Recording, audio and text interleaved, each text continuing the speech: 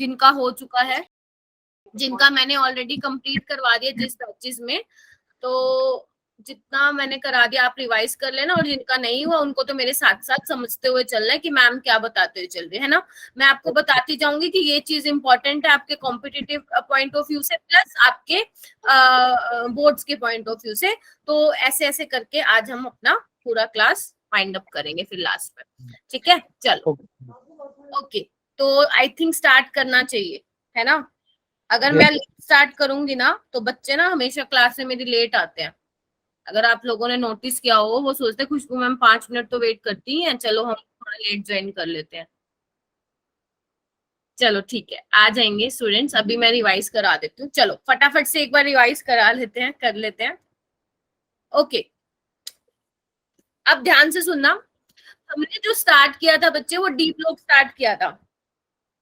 अच्छा, लाइट चली गई है, ठीक है। तो हमने ना डी ब्लॉक स्टार्ट किया था, एफ ब्लॉक हम बाद में करेंगे, है ना? तो हमने क्या देखा था लास्ट टाइम पे कि डी ब्लॉक की बेसिकली पोजीशन देखी थी पीरियोडिक टेबल में, है ना? तो हमने देखा था एस और पी ब्लॉक के बीच में होता है हमारा डी ब्लॉक, है ना? और मैंने कहा था डी ब्लॉक को ट्रांजिशन मेटल क्यों बोला जाता है, क्योंकि इनकी जो प्रॉपर्टीज होती है वो इंटरमीडिएट होती है between S and P block, इसलिए डी ब्लॉक को ट्रांजिशन मेटल बोला जाता है, डी ब्लॉक।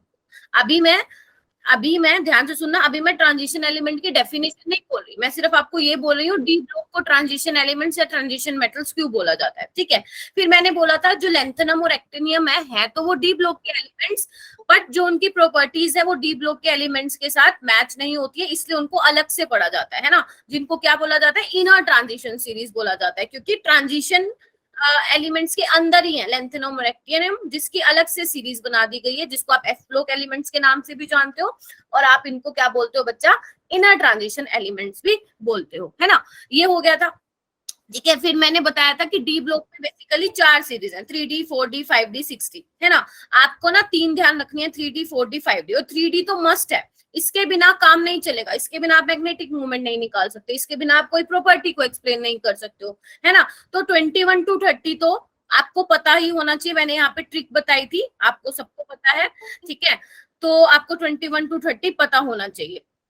उसके बाद मैंने जनरल इलेक्ट्रॉनिक कॉन्फ़िगरेशन आपको बताई थी, ठीक है? जनरल इलेक्ट्रॉनिक कॉन्फ़िगरेशन में n-1 d 1 to 10, डी वाले उसमें शेल में 1 to 10 आते हैं इलेक्ट्रॉन, एनएस में आपकी बुक में लिखा होगा एनसीईआरटी में 1 to 2, लेकिन हम यहाँ पे 2 कंसिडर कर सकते हैं, वो तो एक्सेप्शन है इसलिए वहां पे 1 आ जाता है, ठीक है? तो डिपेंड ऑन ऑप्शन, अगर डिपेंड ऑन ऑप्शन अगर आपके एग्जाम में कॉम्पिटिटिव एग्जाम में आता है, क्योंकि कई बार आ जाता है ऐसा इजी क्वेश्चन भी जनरल इलेक्ट्रॉनिक कॉन्फ़िगरेशन, तो आप एक बार चेक कर लेना कि ऑप्शन में क्या दे रखा है, ठीक है? आपको वैसे एनसीईआरटी वाला करना है, और अगर एनसीईआरटी वाला ही आपको एग्जाम में मिलता है ऑप्शन में तो आप उसी को ही टिक मार्क करके आएंगे। अगर ये वाला मिलता है जो मैंने लिखा हुआ है NS2 गुड मॉर्निंग अंकुश, तो आप ये करके आएंगे। बच्चे ट्रिक मैंने ये बताई थी, एक बार देख लो। स्कैंडियम तेरी विदाई करके मैं फ्री हो गया, उसके बाद मैंने निक्कर कुर्ता जींस पहन ली।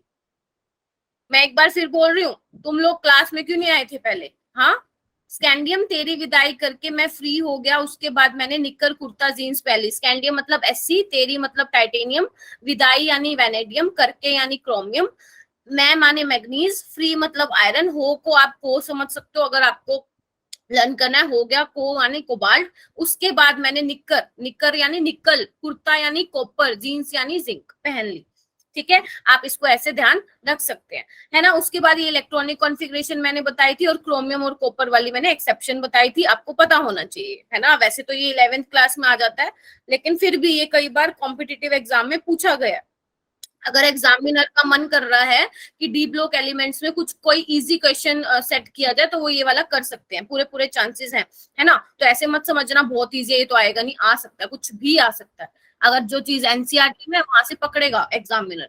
आगे देखो, फिर ट्रांजिशन एलिमेंट की मैंने डेफिनेशन बताई थी, ये बच्चे बहुत मिस्टेक करते हैं, यहाँ बच्चे ना बहुत ज्यादा मिस्टेक करते हैं कि ट्रांजिशन एलिमेंट की डेफिनेशन रट्टा तो मार लेते हैं, लेकिन जब उनके आगे क्वेश्चन आए फिर कंफ्यूज हो जाता है कि एक्चुअल में ट्रांजिशन एलिमेंट की डेफिनेशन क्या है। तो आप लोगों को पता होना चाहिए कि ट्रांजिशन एलिमेंट क्या है, ध्यान से सुनो। A transition element may be defined as an element whose atom in ground state or ion in one of the common oxidation state। मैंने आपको ये बताया था कि अगर मतलब किसी को आप ट्रांजिशन एलिमेंट तभी बोलोगे जब वो अपने ग्राउंड स्टेट में या तो अपनी किसी कॉमन ऑक्सीडेशन स्टेट में उसके पास क्या हो, इनकम्प्लीट डी सबशेल हो, मतलब कहने का मतलब है उसके डी सबशेल में 1 से लेकर 9 के बीच में अगर इलेक्ट्रॉन है तो आप उसको बोलोगे कि वो ट्रांजिशन एलिमेंट है, अदरवाइज यू कांट से, है ना। तो पार्शली फिल्ड बोल दो या इनकम्प्लीट डी सबशेल बोल दो, ठीक है। जिंक, कैडमियम, मरकरी जो है ट्रांजिशन एलिमेंट्स नहीं थे, मैंने आपको बता दिया था, क्योंकि डी में कितने 10 इलेक्ट्रॉन है, चाहे इनकी कॉमन ऑक्सीडेशन स्टेट में देखो चाहे इनके ग्राउंड स्टेट में देखो। जबकि कॉपर में क्या था, कॉपर में वैसे तो 3d10 है, लेकिन जब हम उसकी कॉमन ऑक्सीडेशन स्टेट देखेंगे जो कि कौन सी शो करता है, कॉपर +1 और +2। मैं जल्दी जल्दी इसलिए रिवाइज करा रही हूँ क्योंकि हमें आगे चलना है, ये मैं ऑलरेडी करा चुकी हूँ। कॉपर +2 मतलब 3d9 पार्शली फिल्ड है, तो कॉपर रिगार्डेड एज अ, बताओ, ट्रांजिशन एलिमेंट, राइट। आगे चलो, यहाँ पे हमने स्टार्ट किया था atomic and ionic radii. Atomic और आयनिक रेडियाई में देखो ये मैंने ट्रेंड बताया था कि स्टार्टिंग में तो डिक्रीज होता है, फिर एकदम से कांस्टेंट हो जाता है, फिर जिंक पे जाते जाते इंक्रीज हो जाता है, राइट। तो मैंने इसके 3 रीजन बताए थे। एक तो बताया था पहला, तो जो आप 9th क्लास से पढ़ते आ रहे हो कि इफेक्टिव न्यूक्लियर चार्ज बढ़ने से left to right size decrease होगा, इसकी वजह से साइज डिक्रीज हो रहा है। सेकेंड वाला क्या है, सेकेंड वाला मैंने बोला था कि जैसे बीच में आओगे तो न्यूक्लियर चार्ज और शील्डिंग इफेक्ट एक दूसरे को काउंटर बैलेंस करेगा, ठीक है। तो दोनों के इफेक्ट क्या होंगे, एक दूसरे को कैंसिल आउट करेंगे, जिसकी वजह से आपकी रेडियाई कांस्टेंट हो जाएगी। मैं रीजन डीपली में एक्सप्लेन नहीं करूंगी, ठीक है, I have already explain in previous classes, ठीक है। ओके, थर्ड वाला मैंने बताया था कि जिंक का एकदम से क्यों बढ़ गया radii, due two electron electron repulsion. आगे चलो, ये तो ज्ञान बांट रही थी मैं क्लास में। मेटेलिक करेक्टर में, हाँ, मेटेलिक करेक्टर में आप ध्यान रखेंगे, बेसिकली हमने डिस्कस किया था मेटेलिक बॉन्ड, है ना।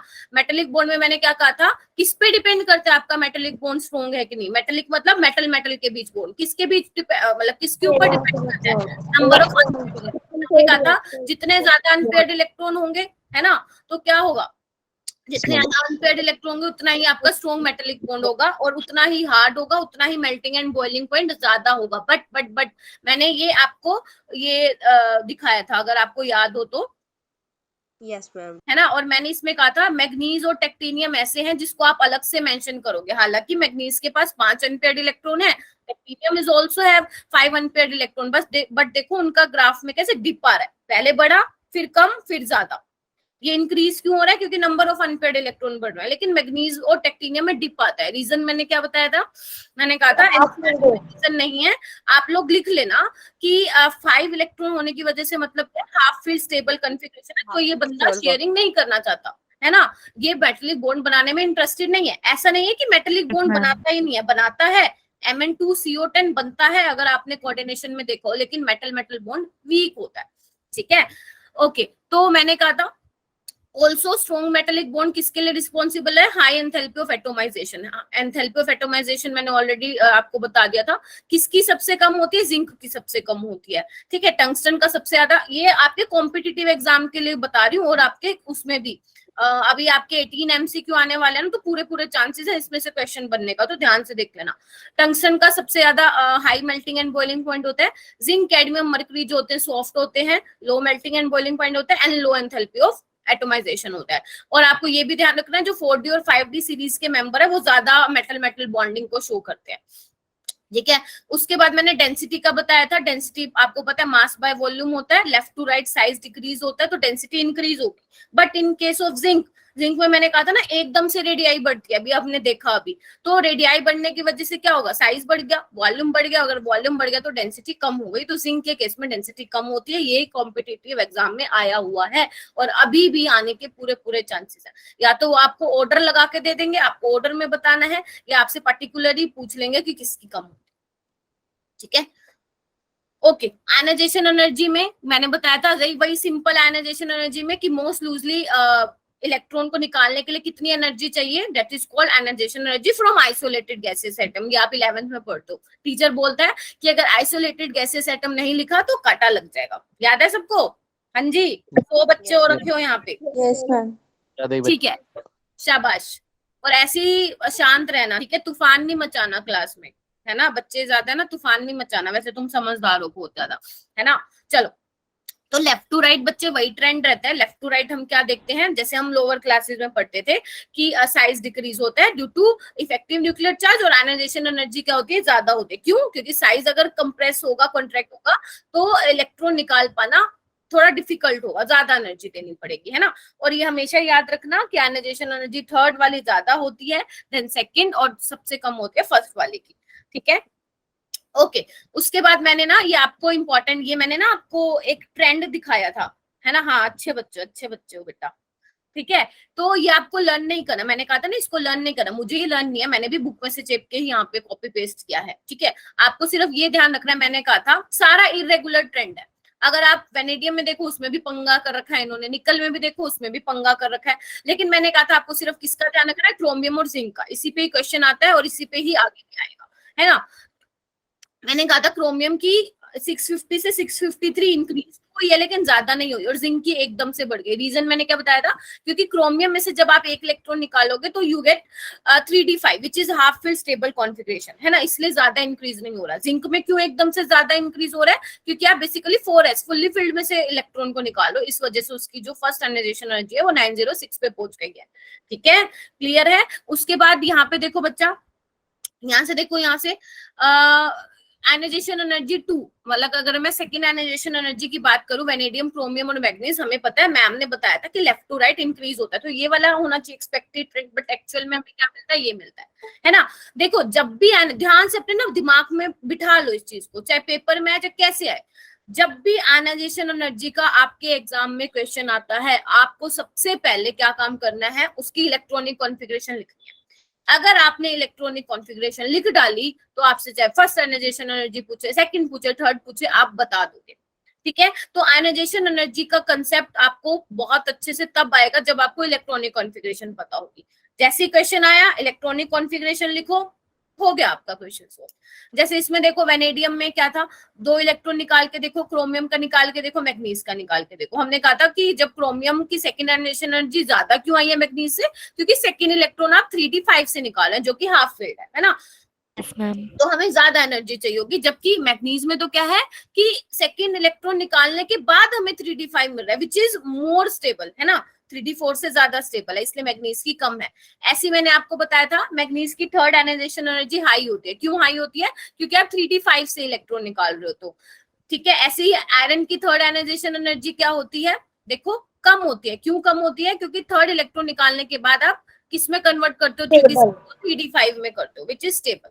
ठीक है, एक क्वेश्चन आपका यहाँ से बनता है, ये आपका एनसीईआरटी की लाइन है कि Fe2+ से बच्चे जब आप Fe3+ में जाते हो तो थर्ड आयनाइजेशन एनर्जी का चेंज बहुत स्मॉल होता है। जैसे हमने क्रोमियम में देखा ना बच्चे कि चेंज बहुत कम हो रहा है, ऐसे इसमें भी आप एक्सप्लेन कर सकते हो क्योंकि T5 कॉन्फ़िगरेशन मिल रही है।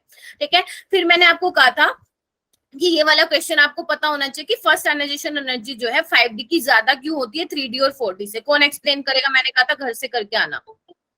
फर्स्ट आयनाइजेशन एनर्जी जो होती है 5d की ज्यादा होती है। वैसे तो हम कहते हैं कि down the group ionisation energy decrease होती है क्योंकि नंबर ऑफ शेल्स इंक्रीज होते हैं ना, force of attraction between your nucleus and outermost shell electron decreases.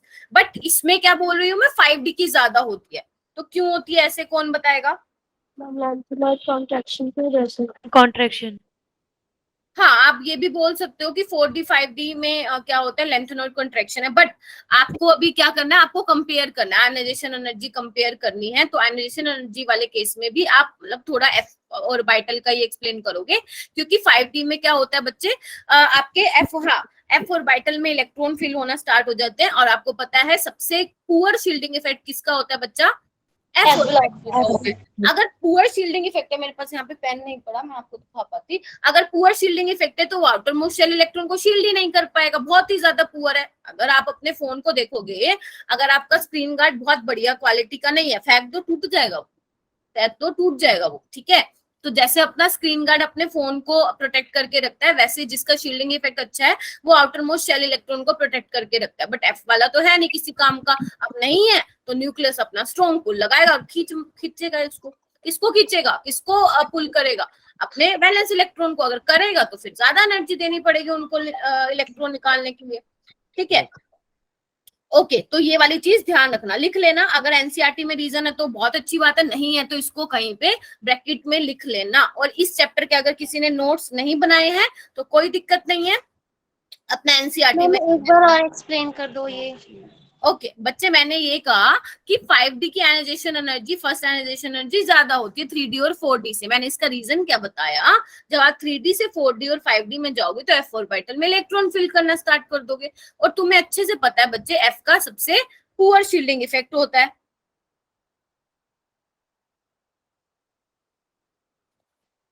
ना। और अगर पुअर शील्डिंग इफेक्ट होता है तो इससे क्या होगा, वैलेंस शेल इलेक्ट्रॉन को शील्ड ही नहीं कर पाएगा, प्रोटेक्ट ही नहीं कर पाएगा। तो अगर नहीं कर पाएगा तो आपका न्यूक्लियस और जो वैलेंस शेल इलेक्ट्रॉन के बीच में फोर्स ऑफ अट्रैक्शन है वो बढ़ जाएगा। अगर वो बढ़ जाएगा तो फिर आप आउटर मोस्ट शेल इलेक्ट्रॉन से कैसे निकालोगे, ज्यादा एनर्जी देनी पड़ेगी ना इलेक्ट्रॉन निकालने के लिए, क्योंकि आयनाइजेशन एनर्जी की डेफिनेशन ही क्या होती है, मोस्ट लूजली बाउंडेड को इलेक्ट्रॉन निकालना। और जितना ज्यादा वो मुश्किल होता जाएगा इलेक्ट्रॉन को निकालना, उतनी ज्यादा आपकी आयनाइजेशन एनर्जी बढ़ती जाएगी। आकृति, जब ये बात होगी ना जो आप बोल रहे हो लेंथेनॉइड कॉन्ट्रैक्शन, उसमें आप ये बोलोगे, जब मैं बात करूँ ना 4D और 5D की आयनिक रेडियाई क्यों सेम होती है, तब आप ये लाइन बोलोगे ड्यू टू लेंथेनॉइड कॉन्ट्रैक्शन। ठीक है, अभी नहीं बोलोगे। अगर अभी आया क्वेश्चन तो आप ये लिखोगे, ये वाली एक्सप्लेनेशन लिखोगे। ठीक है, चलो आई थिंक सारा रिवाइज हो गया होगा बच्चे अभी तक। कोई मैं हम आगे चलते हैं ऑक्सीडेशन स्टेट। ध्यान से सुन लेना, यहाँ से क्वेश्चन आता है। Okay ma'am. ठीक है, ओके। यहाँ जितने बच्चे हैं मैं एक एक बच्चे का नाम भी नहीं ले सकती, है ना। Yes ma'am, 96 7। Yes ma'am. First time आए क्योंकि काफी बैचेस को मर्ज किया हो ना, और अब तुम्हारा ऑफ भी चल रहा है तो काफी बच्चे जो क्लास अटेंड नहीं करते हैं रेगुलर बेसिस पे वो भी आए हुए हैं, है ना। अच्छी बात। कितने बच्चे हुए हैं? हाँ चलो जी, इधर देखो, यहाँ पे देखो ऑक्सीडेशन स्टेट से स्टार्ट करते हैं बच्चे। देखो transition metals have tendency to show variable oxidation state. पहले तो अपने माइंड में ये बिठा लो। हाँ बोलो सना। गलती से हो गया। अच्छा, पहले तो अपने ना माइंड में ये बिठा लो कि जो ट्रांजिशन मेटल्स हैं वो variable oxidation state show, variable का मतलब समझ तो एक से ज्यादा ऑक्सीडेशन स्टेट शो करते हैं। रीजन इसका मैंने क्लास में भी रीजन बताया था, जो कि जो आपका n-1 into D and ns orbital के बीच में जो एनर्जी डिफरेंस होता है वो कम होता है। अब दोनों के बीच अगर एनर्जी डिफरेंस कम है, देखो ns वाले तो आउटर मोस्ट शेल इलेक्ट्रॉन है, वो तो डेफिनेटली बॉन्ड फॉर्मेशन में पार्टिसिपेट करेंगे ही करेंगे। ठीक है, लेकिन n-1 डी वाले में भी ज्यादा डिफरेंस नहीं होता, वो भी जो है इजिली जो है पार्टिसिपेट कर सकते हैं। अब इजिली पार्टिसिपेट कर सकते हैं तो भैया वो भी अपनी ऑक्सीडेशन स्टेट शो करेगा, है ना। तो दोनों को मिला के, गुड मॉर्निंग परम, ठीक है, तो दोनों के ही जो इलेक्ट्रॉन्स है वो बॉन्ड फॉर्मेशन में पार्टिसिपेट करेंगे।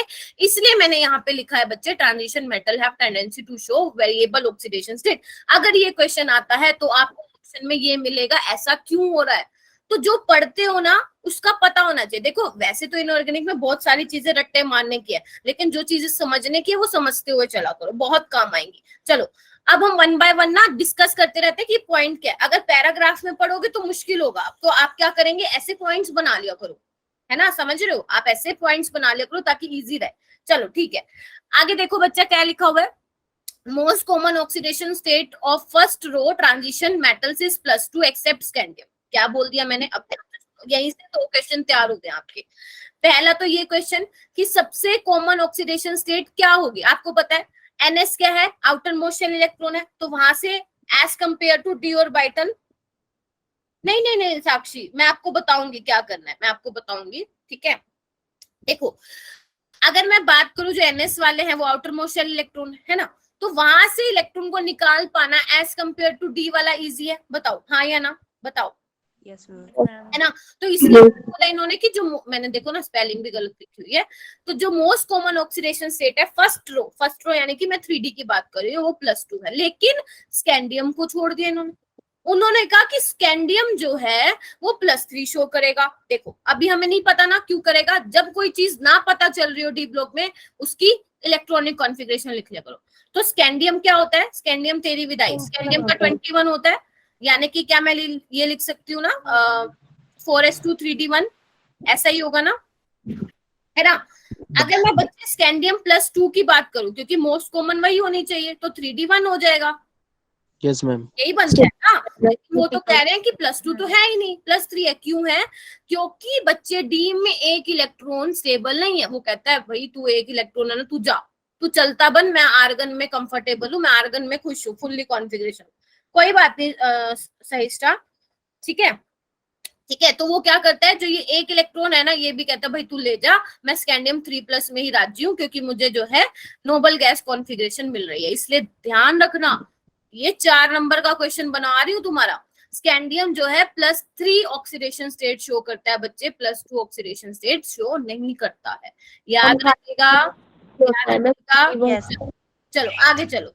सेकंड वाला पॉइंट देखो बच्चा, क्या लिखा हुआ है, as number of unpaired electron increases oxidation state increases, और जैसे जैसे number of unpaired electron decrease होते जाएंगे ऑक्सीडेशन स्टेट भी डिक्रीज। क्योंकि एक बात देखो, अगर सिंगल सिंगल है उनको निकालते जाओगे वही उसकी ऑक्सीडेशन स्टेट का मतलब ही क्या होता है, इलेक्ट्रॉन को लॉस करते हो और वही कहते हो ना उसके ऊपर वही चार्ज जाएगा, यही बोलते हो ना आप लोग। जैसे Na के पास क्या है, Na के पास 11 इलेक्ट्रॉन 281, निकाल दोगे तो आप कहोगे +1 आएगा। तो जितने ज्यादा अनपेयर्ड इलेक्ट्रॉन होंगे उतनी ज्यादा ऑक्सीडेशन स्टेट होगी। लेकिन जैसे वो सिंगल सिंगल बच्चे मिंगल हो जाएंगे, जोड़ियां बना लेंगे, तो क्या लूज करवाओगे, ऑक्सीडेशन स्टेट डिक्रीज हो जाएगी। क्लियर हुआ सेकंड पॉइंट? जल्दी बोलो। Yes, ma'am. शाबाश, आगे आओ। आगे क्या लिखा हुआ है, titanium 4 is more stable then titanium 3 and titanium 2। देखो जब कोई पॉइंट समझ में ना आए तो आपको क्या करना है, इलेक्ट्रॉनिक कॉन्फ़िगरेशन लिखनी है। देखो टाइटेनियम की क्या होती है, स्कैंडियम 13 विदाई करके, यानी कि 22। तो क्या मैं ये लिख सकती हूँ 3d2 4s2? मैंने आर्गन नहीं मेंशन किया यहाँ पे, आर्गन अंडरस्टूड है होगा, ठीक है। तो टाइटेनियम 2+ क्या होगा बच्चे, इधर देखो, टाइटेनियम 2+ क्या होगा, 3d2। और अगर टाइटेनियम 3+ देखूं तो क्या होगा, 3d1। अब इसमें भी वही फंडा है कि भैया एक इलेक्ट्रॉन ना चलता बन, मुझे नहीं चाहिए तेरी जरूरत। तो इसीलिए देखो क्या लिखा है यहाँ पे, स्पीड ज्यादा हो रही है मेरी। ठीक है मैम। No ma'am. मैंने तो अभी 2 पॉइंट को बड़े आराम से धीरे धीरे समझाया है। चलो ठीक है, कर लेते हैं जिन बच्चों को हो रहा है, कोई बात नहीं है, कोई बात नहीं है, थोड़ा लेट खत्म कर लेंगे। सेकंड टॉपिक कौन सा बेटा,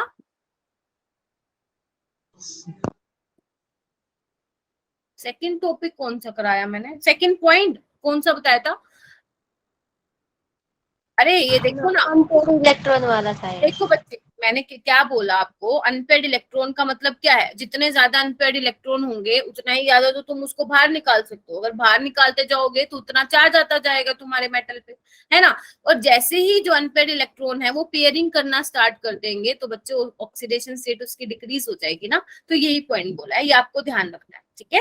ये आपको पता होने चाहिए सारे पॉइंट्स, ठीक है। चलो अभी यहाँ पे क्या है, वही फंडा है। टाइटेनियम 4 में क्या होगा, वो कहेगा एक इलेक्ट्रॉन निकल जा, मैं तो अकेले खुश हूँ आर्गन के साथ। तो इसमें भी आपको ध्यान रखना है, ये वही वाला फंडा है स्कैंडियम 3+ वाला, कि titanium 4 is more stable then titanium 3 और टाइटेनियम 2। याद रहेगा, याद रहेगा बच्चा? Yes ma'am. अच्छा, अभी साक्षी ने पूछा कि मैम क्या हमें सारी ऑक्सीडेशन स्टेट याद करनी पड़ेगी? तो नहीं। राधिका ने बहुत अच्छा क्वेश्चन पूछा, राधिका ने बहुत अच्छा क्वेश्चन पूछा। वो हाँ जी बोलो। मैम जैसा आपने बताया टाइटेनियम 3+ में 3d1 इलेक्ट्रॉन होगा तो डी सब शेल उस इलेक्ट्रॉन को मतलब भेज देगा, मतलब उसके साथ बॉन्डिंग नहीं होगी। तो ऐसे टाइटेनियम 2+ है, उसमें 3d2 है, तो उसके भी इलेक्ट्रॉन्स निकल जाएंगे। देखो मैं एक बात बताना चाहती हूँ, जो टाइटेनियम होता है ना, मतलब जो टाइटेनियम का होता है ना, आप उसका जनरली या तो मैक्सिमम जो है 4 तक दिखा सकता है, वो मैक्सिमम दिखाता तो 2 भी है। सुन रहे हो ध्यान से, मेरी बात सुनो ध्यान से। Yes ma'am. इधर देखो, अच्छा क्वेश्चन पूछा। और एक राधिका, मैं तुम्हारे क्वेश्चन पे आ रही हूँ बेटा। देखो टाइटेनियम 2 भी दिखाएगा, 3 भी दिखाएगा, 4 भी दिखाएगा। यहाँ पे बात हो रही है स्टेबल किसका होगा। देखो ध्यान रखना, सबसे ज्यादा स्टेबल होता है D10 वाला जिसमें फुल्ली फिल्ड है, फिर होगा D5 वाला जिसमें हाफ फिल्ड है, फिर वो वाले होंगे जिनके पास कोई इलेक्ट्रॉन नहीं है। समझे? किसने पूछा था? हर्षिता ने, है ना। तो आप ये चीज ध्यान रखेंगे, क्योंकि हम यहाँ पे बात करें स्टेबिलिटी की। दिखाएगा तो 2 भी और 3 भी, लेकिन स्कैंडियम तो दिखाई +3 रहा था, ठीक है। दोनों में डिफरेंस है, स्कैंडियम तो दिखाई +3 रहा था, बट टाइटेनियम दिखाएगा 2 भी, दिखाएगा 3 भी, लेकिन 4 वाला ज्यादा स्टेबल, ठीक है। राधिका बच्चे, वो इनर्ट पेयर इफेक्ट वाला ना हम उसमें पढ़ते हैं, पी ब्लॉक में पढ़ते हैं। डी ब्लॉक में ऐसा सीन नहीं होता।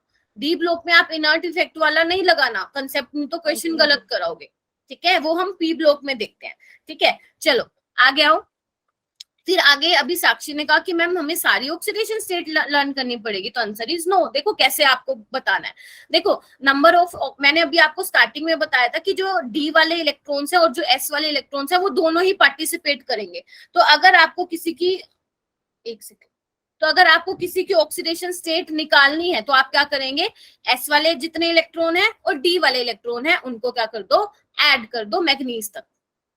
फिर से बोलूं, डी वाले इलेक्ट्रॉन और एस वाले इलेक्ट्रॉन दोनों को ऐड कर दो और वही आपकी ऑक्सीडेशन स्टेट होगी अप टू मैग्नीज, ध्यान रखना मैग्नीज तक। समझे बच्चे, इसलिए मैंने पॉइंट बना के लिखवा रखा है। ठीक है, उसके बाद ये वाला क्वेश्चन देखो आपके उसमें आया हुआ है, तुम्हारे सीबीएसई में भी आया हुआ है, कॉम्पिटिटिव में भी आया हुआ है कि सबसे ज्यादा ऑक्सीडेशन स्टेट शो कौन करता है, ओस्मियम करता है +8 तक। उसके बाद अगर कोई पूछे तो मैग्नीज करता है +7 तक, अभी दिखाऊंगी कैसे। ठीक है, उसके बाद बच्चे 6th वाले पॉइंट पे आओ। इन ट्रांजिशन मेटल्स, ध्यान से सुनना, इन transition metals successive oxidation state is differ by 1 unit, है ना। आप देख लो ना, ट्रांजिशन मेटल्स में क्या है, +1 +2 +3 +4, 1 यूनिट से डिफरेंस हो रहा है। ठीक है, while in p block element oxidation state is differ by 2 unit. याद आ रहा है, जब हम p block एलिमेंट्स करते तो हम कहते थे लेड की +2 और +4 है, नाइट्रोजन की +3 और +5 है, तो 2 यूनिट का यस डिफरेंस। मैम। बट इसमें क्या है, क्योंकि दोनों के ही पार्टिसिपेट कर रहे हैं इलेक्ट्रॉन, एस के भी डी के भी, तो सक्सेसिव जो हो रहा है डिफरेंस आ रहा है 1 यूनिट का, तो ये बहुत इंपॉर्टेंट। मैम 4 मनोज बच्चे 4th पॉइंट ये है कि अगर मान लो तुम्हें ऑक्सीडेशन स्टेट पता करनी है किसकी कितनी है, तो आप क्या करेंगे, सिर्फ इलेक्ट्रॉनिक, मान लो मैग्नीज है, मान लो यहाँ पे लिखूं क्या, नीचे मैं लिख के दिखाती हूँ, मैग्नीज है बच्चे, मैग्नीज क्या होता है 3d5 4s2, यही होता है। Yes ma'am. तो अगर मान लो मुझे मैग्नीज की ऑक्सीडेशन स्टेट पता करनी है कि कितनी तक करेगी, तो आपको क्या करना है, डी के इलेक्ट्रॉन और एस के इलेक्ट्रॉन दोनों को ऐड कर दो, तो कितने हो जाएंगे 5 + 2, 5 + 2 7, यानी कि मैग्नीज जो है +7 तक ऑक्सीडेशन स्टेट शो कर सकता है, +2 +3 +4 +5 +6 +7। ठीक ओके है, मैम। अगर कोई सबसे ज्यादा पूछे सबसे ज्यादा हाईएस्ट ऑक्सीडेशन स्टेट किसकी है, तो आप बोलेंगे ओस्मियम की। अगर आपसे पूछे कि 3D में किसकी ज्यादा है, तो आप बोलेंगे मैग्नीज। बैठ गया दिमाग में ये सारे 6 पॉइंट, जल्दी बताओ। सबसे ज्यादा Yes. किस यस मैम। Yes, सबसे ma'am. ज्यादा बेटा ओस्मियम में, ये देखो ओस्मियम लिख देती हूँ मैं ऊपर, ओस्मियम। आयरन रूट गया ओसम, याद है, आयरन रूट गया ओसम, याद है। चलो यस चलो आगे आओ बच्चे, 7th पॉइंट देखो बहुत इंपॉर्टेंट है, जितने भी मैंने यहाँ पे लिखा हुआ है ना, हाँ हाँ हाँ हाँ, मैक्सिमम बच्चे, मैक्सिमम किसकी दिखाएगा, मैक्सिमम बोल दो या हाईएस्ट बोल दो। ठीक है, चलो अब इधर आओ। इट इज फाउंड, देखो जब भी मैं ये लिख दूं ना इट इज फाउंड, तो समझ जाना वो एक्सपेरिमेंटली आया है।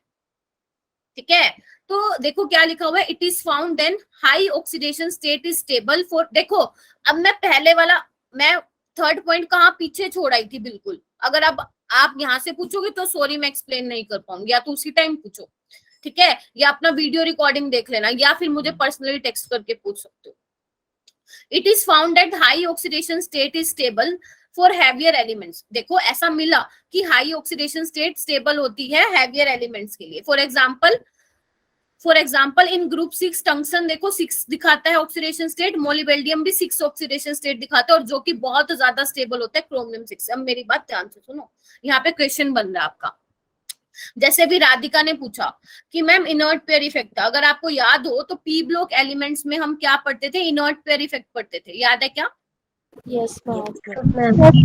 की वजह से हम इनर्ट पेयर इफेक्ट को क्या बोलते थे, इसकी डेफिनेशन कौन बताएगा, बताओ, इसकी डेफिनेशन कौन बताएगा। Bonding. हाँ बेटा,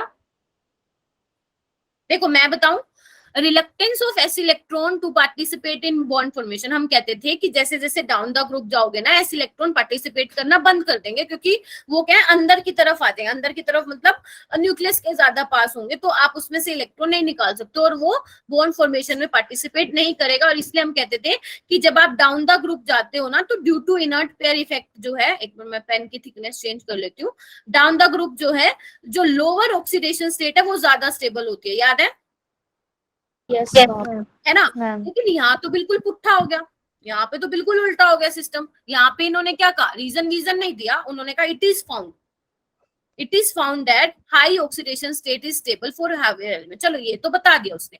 यानी कि अगर मैं यहाँ पे बच्चे लिखूं क्रोमियम, मोलिबेल्डियम, टंगस्टन, तो ये दोनों एक ही उससे हैं, ठीक है, एक ही ग्रुप के हैं।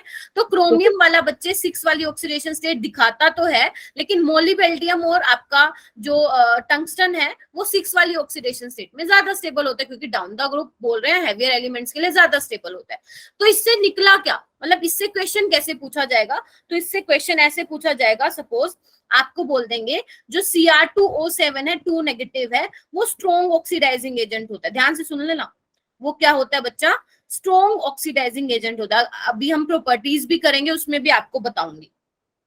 यहाँ पे अगर आपसे पूछा जाए कि क्रोमियम की ऑक्सीडेशन स्टेट क्या है बच्चे, तो निकाल सकते हो 2x minus 14 is equal to -2, तो 2x इज इक्वल टू 12 और x आ जाएगा +6। तो क्रोमियम यहाँ पे +6 है। अब ये स्ट्रॉन्ग ऑक्सीडाइजिंग एजेंट है, इसका मतलब समझते हो, जो दूसरों को ऑक्सीडाइज करेगा खुद को रिड्यूस करेगा। यानी कि क्रोमियम जो है +6 से अपने आप को लोअर ऑक्सीडेशन स्टेट में भी चेंज कर सकता है, क्योंकि क्रोमियम 6 वाला इतना ज्यादा स्टेबल नहीं है जितना मोलिबेल्डियम और टंगस्टन है। तो इसके कंपैरिजन में अगर मैं यहाँ पे लिखूं, जो मोलिबेल्डियम का ऑक्साइड है और जो टंगस्टन के ऑक्साइड है, यहाँ पे क्या मैं लिख सकती हूँ? Not a strong oxidising agent. Yes ma'am. Not a strong oxidising agent. Reason क्या दोगे बच्चा, बताओ रीजन? स्टेबल है मैम। ये स्टेबल है। हाँ, क्योंकि मोलिबेल्डियम और टंगस्टन ज्यादा स्टेबल है, तो ये इतनी आसानी से अपनी ऑक्सीडेशन स्टेट को लोअर ऑक्सीडेशन स्टेट में चेंज नहीं करेंगे। तो ये बहुत बहुत इंपॉर्टेंट है, ये आया हुआ क्वेश्चन। ये क्वेश्चन कैसे आया हुआ है? आपके उसमें पॉइंट्स बना के आया हुआ है। आई मीन जैसे आता है ना जनरली ना बच्चे, आप देखोगे जो आपके डी और एफ ब्लॉक के क्वेश्चंस है, वो कॉम्पिटिटिव एग्जाम में कैसा पूछा जाता है कि which of the following statement is incorrect about this, which of the following statement is true, which is the following statement is false, ऐसा ऐसा करके आता है। तो स्टेटमेंट टाइप के आते हैं क्वेश्चन, है ना। तो आपको अगर सारे कंसेप्ट क्लियर होंगे तभी आप वो क्वेश्चन अटेम्प्ट कर पाओगे। आगे चलूं? फॉर एग्जाम्पल के बाद आपने क्या लिखा है? क्या बेटा? किसी का भी ऑक्साइड मिल सकता है ना, कि कॉन्शियसनेस ऑक्साइड।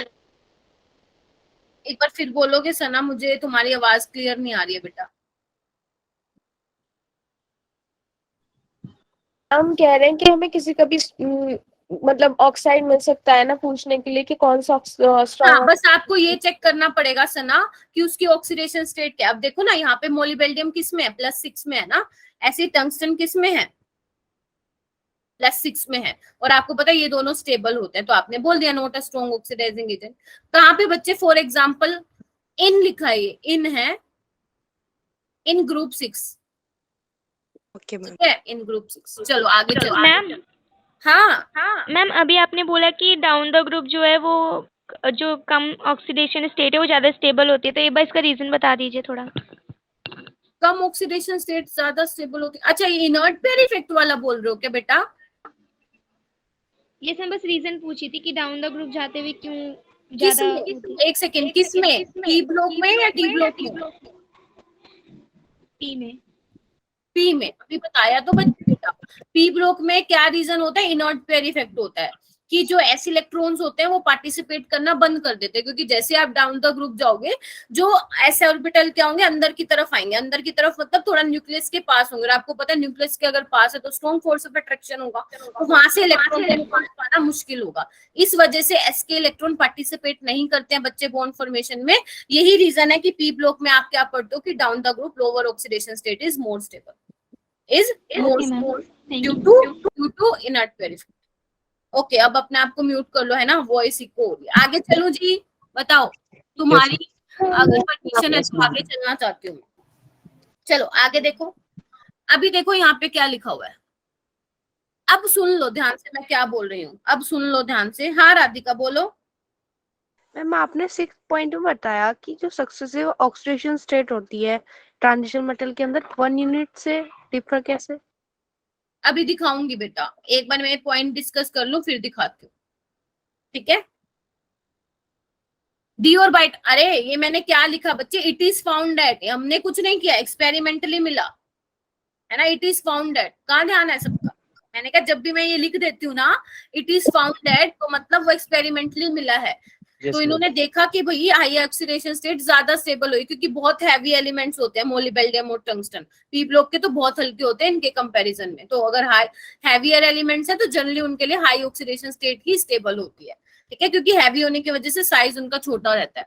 चलो आगे बढ़ो। देखो बच्चे, अभी ना यहाँ पे मैंने क्या लिखा हुआ है, ध्यान से सुनना।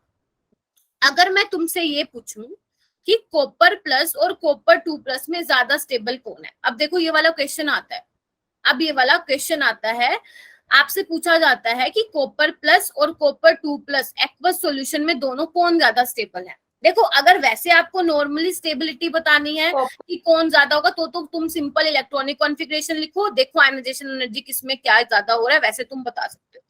बट अगर तुम्हारे पास एक्वस सॉल्यूशन का कंसेप्ट पूछा जा रहा है तो इट मींस आप सिंपल आयनाइजेशन एनर्जी से उसको एक्सप्लेन नहीं कर सकते हो, तो आपको वहां पे इलेक्ट्रोड पोटेंशियल वाला कंसेप्ट कंसीडर करना पड़ेगा।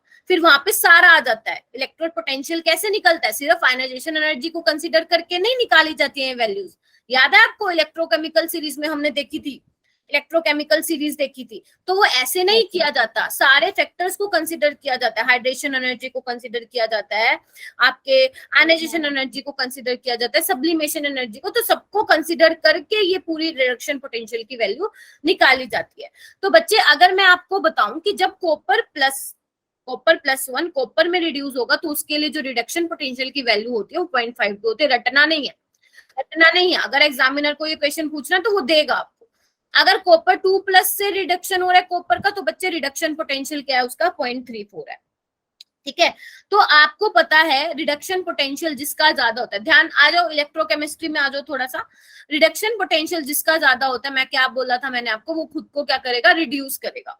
वो खुद को क्या करेगा बच्चे, रिड्यूस करेगा। तो यानी कि कॉपर +1 तो भागे भागे जाएगा कॉपर की side as compare to copper 2+। बताओ यस मैम। तो क्या मैं लिख दूं, ये मैं लिख दूं copper +1 is less stable than copper 2+। Yes ma'am.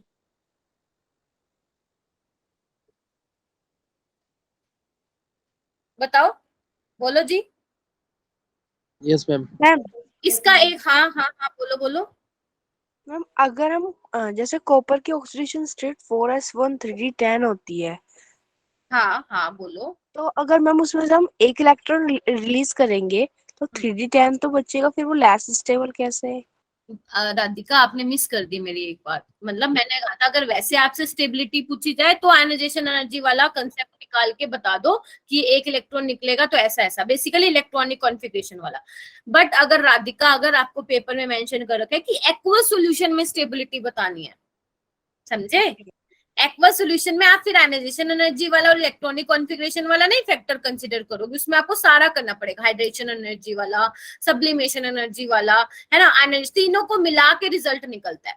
इसकी आप एक और एक्सप्लेनेशन भी दे सकते हो, एक तो हमने रिडक्शन पोटेंशियल के बेसिस पे बता दिया, एक आप ये भी बोल सकते हो बच्चे कॉपर 2+ इज मोर स्टेबल, लिख लो copper 2+ is more stable due to high negative hydration enthalpy. क्या होती है हाइड्रेशन एंथैल्पी, बताएगा कोई, क्या होती है हाइड्रेशन एंथैल्पी? मॉलिक्यूल के ऐड होने की, बॉन्ड बनाने की। हाँ, जब वाटर के मॉलिक्यूल घिरेंगे, आप एक सराउंड करेंगे मेटल को, तो जब वो सराउंड करते हैं तो एनर्जी क्या होती है, रिलीज होती है। तो जितनी ज्यादा वो एनर्जी रिलीज होगी तो नेगेटिव आएगा, मैंने कहा था ना नेगेटिव का साइन मतलब एनर्जी रिलीज हुई है। तो अगर जितनी ज्यादा एनर्जी रिलीज होगी वो ज्यादा स्टेबल होगा, ठीक है। तो कॉपर 2+ आपको पता है, अब तुम खुद देख लो, कॉपर +1 ज्यादा हाइड्रेटेड हो गए, कॉपर 2+, मैंने कहा था जितना ज्यादा पॉजिटिव चार्ज होगा, जितना ज्यादा साइज छोटा होगा, उतने वाटर मॉलिक्यूल उसके पास आएंगे। अब आएंगे तो एनर्जी रिलीज होगी, अब एनर्जी रिलीज होगी तो मतलब हाइड्रेशन एंथैल्पी ज्यादा होगी, और ज्यादा होगी तो आप बोल सकते हैं कॉपर 2+ जो है वो ज्यादा स्टेबल है।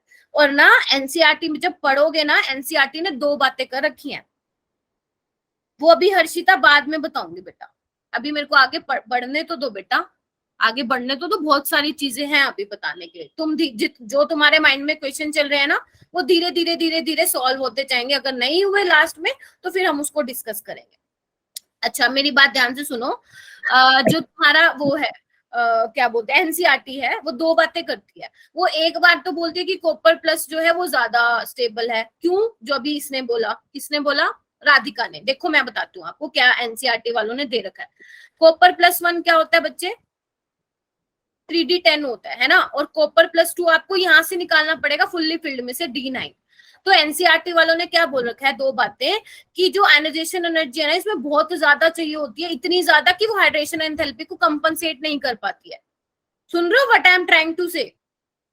Yes. आप जगह क्या लिखी Yes, हुई है ma'am. और एक जगह क्या लिखा हुआ है एनसीईआरटी वालों ने, कि भाई कॉपर 2+ ज्यादा स्टेबल होते हैं due to high Yes. Negative hydration enthalpy. अब हम किसकी माने फिर? अब दोनों ही एनसीईआरटी वाले, एनसीईआरटी तो हमारे लिए भगवान है, हमें उसका ही मानना पड़ेगा। तो आप क्या करोगे, ये वाला जो रीजन है ना वो ज्यादा अप्रोप्रिएट है जो उसने ये वाला रीजन दिया, क्योंकि अगर एक्वस सॉल्यूशन की बात आती है तो सिर्फ हम आयनाइजेशन एनर्जी को कंसीडर नहीं करते हैं, तब हमारे पास और भी फैक्टर होते हैं। तो इन चीजों को ध्यान रखना, ठीक है। वैसे क्वेश्चन यहीं से ही मिल जाएगा तुम्हें जिसमें ये रीजन होगा, और ज्यादा मत्था मारने की जरूरत नहीं है। वैसे मैंने तुम्हें बता दिया कि एनसीईआरटी ने क्या लिखा हुआ है। आगे चलूं जी, बताओ। Yes, ma'am. चलो Yes, ma'am. यहाँ पे देखो एक और इम्पोर्टेंट क्वेश्चन आ गया, अभी एक और इम्पोर्टेंट क्वेश्चन आ गया। The compounds of metal with fluorine and oxygen exhibit highest oxidation state. क्या बोल दिया मैंने? द कंपाउंड्स ऑफ मेटल, जो आपके ट्रांजिशन मेटल हैं, अगर वो फ्लोरीन और ऑक्सीजन के साथ जुड़ जाते हैं, दोस्ती कर लेते हैं, तो वो हाईएस्ट ऑक्सीडेशन स्टेट शो करते हैं। क्यों करते हैं? अब ध्यान से सुनना। एक बात बताओ, हमें पता है transition metal variable oxidation state show करता है ना, यानी कि मैंने आपको बताया कि जो डी वाले इलेक्ट्रॉन है और जो एस वाले इलेक्ट्रॉन है वो बॉन्ड में क्या करते हैं, बॉन्ड फॉर्मेशन में पार्टिसिपेट करते हैं। बेसिकली इलेक्ट्रॉन को निकलना होता है, यही समझ रहे हो ना। ऑक्सीडेशन स्टेट का मतलब क्या होता है, इलेक्ट्रॉन बाहर निकलेंगे तभी तो मेटल के ऊपर चार्ज आएगा, करेक्ट है? बताओ। तो फ्लोरीन और ऑक्सीजन क्या कर रहे हैं बच्चे, फ्लोरीन और ऑक्सीजन ना उस चीज को बढ़ा रहे हैं, क्योंकि आपको पता है फ्लोरीन और ऑक्सीजन क्या होते हैं, मोर इलेक्ट्रोनेगेटिव स्पीसीज होते हैं। अगर मोर इलेक्ट्रोनेगेटिव हो तो कहेंगे आ भाई इलेक्ट्रॉन तू आजा, मैं तेरे को नहीं छोड़ने वाला, खींच लेंगे, सारे इलेक्ट्रॉन खींच लेते हैं वो। और अगर खींच लेंगे तो ऑक्सीडेशन स्टेट क्या हो जाएगी, बढ़ जाएगी। हाँ या ना? हाँ या ना? जैसे देखो एग्जाम्पल करते हैं इसका, देखो एक एग्जाम्पल है ये VO2+, यहाँ पे जल्दी वेनेडियम की निकाल सकते हो ऑक्सीडेशन स्टेट, X -4 + 1, तो X + 5, देख रहे हो वेनेडियम +5 शो कर रहे हैं यहाँ पे। टाइटेनियम क्या होगा, ये देखो ना, टाइटेनियम O2+, इसकी निकालना कितना होगा, X -2 2, कितनी दिखा रहा है, +4। ऐसी मैग्नीज की निकालोगे +7, क्रोमियम की निकालोगे +6। देख रहे हो ऑक्सीजन के साथ कंपाउंड बनाने पर कितनी maximum highest oxidation state show कर रहा है। तो मैग्नीज +7 तक दिखा सकता है, क्रोमियम +6 तक, टाइटेनियम हम ऑलरेडी डिस्कस कर चुके हैं, वेनेडियम +5 तक दिखा सकता है, ठीक है। ओके, अभी आओ यहाँ पे एक क्वेश्चन आता है तुम्हारे, ये तुम्हारे सीबीएसई में भी आ सकता है और तुम्हारे उसमें भी आ सकता है, कॉम्पिटिटिव एग्जाम में। क्या आ सकता है, oxygen stabilise the highest oxidation state more than fluorine. समझे? अभी मैंने क्या बोला कि दोनों ही हाईएस्ट ऑक्सीडेशन स्टेट शो करते हैं, लेकिन बोल रहे हैं कि ऑक्सीजन ज्यादा करता है। लेकिन क्या बोल रहा है बच्चा, ऑक्सीजन ज्यादा करता है, होगा कोई बता सकता है इसका रीजन?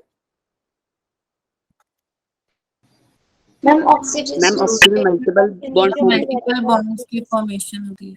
Very good, oxygen. शाबाश, रवनीत आ गई क्या? चलो देखो, एक है MnO4, एक है Mn2O7, ठीक है। इसका स्ट्रक्चर आपको पता होना चाहिए। तो अगर मैं बच्चे MnF4 का बनाऊं, टेट्राफ्लोरो मैग्नीज का, तो ऐसा बनेगा टेट्राहेड्रल। बताओ। यस। यदि तुम्हें पता है फ्लोरीन क्या होता है, फ्लोरीन बहुत ज्यादा इलेक्ट्रोनेगेटिव होता है, तुमने ये पी ब्लॉक में पढ़ा होगा कि वो -1 की ऑक्सीडेशन स्टेट दिखाता है, जबकि ऑक्सीजन 2 बॉन्ड बनाता है। देखो ना इसका स्ट्रक्चर कैसे बनेगा, इधर देखो,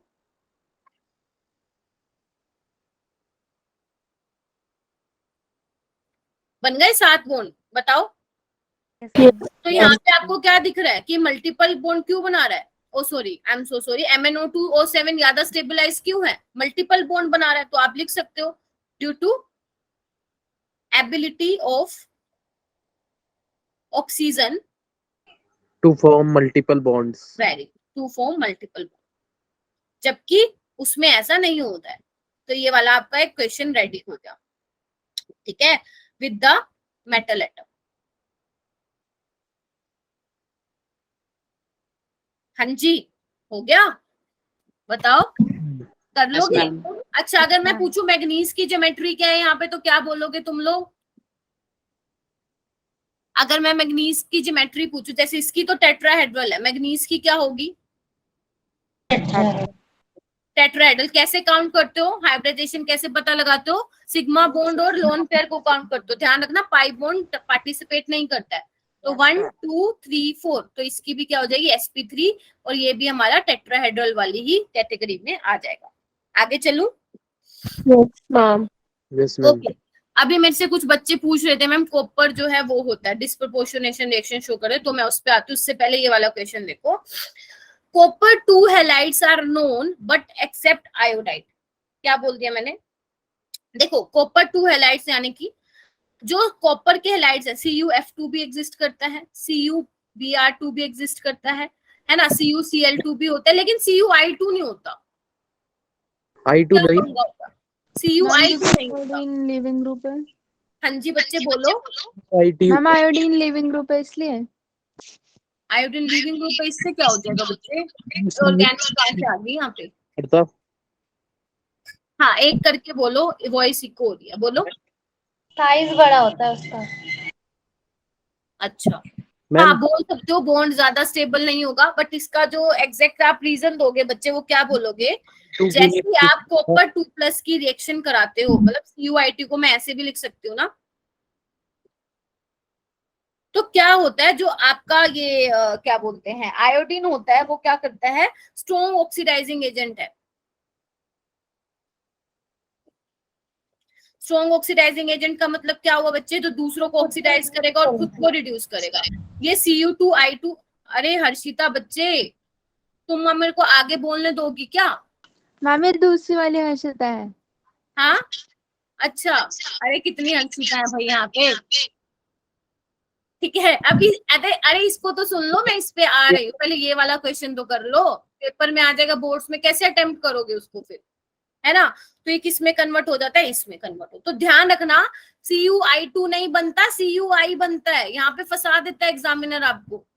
क्या बोला मैंने? जैसे ही आप आयोडीन लेते हो तो वो क्या करता है? फटाक से स्ट्रॉन्ग ऑक्सीडाइजिंग एजेंट होने की वजह से कॉपर 2+ को चेंज कर देता है इसमें, और खुद हो जाता है I2 में रिड्यूस हो जाता है। ठीक है, या तो आपको ऐसे लिखना है, ऐसे लिखो, या डायरेक्ट आप ऐसे भी लिख सकते हो। ये तो मैंने आपको पूरा ओपन करके दिखाया है, आप ऐसे भी लिख सकते हो। ठीक है, इसका मतलब क्या है? Cu2+ 4I negative. समझे?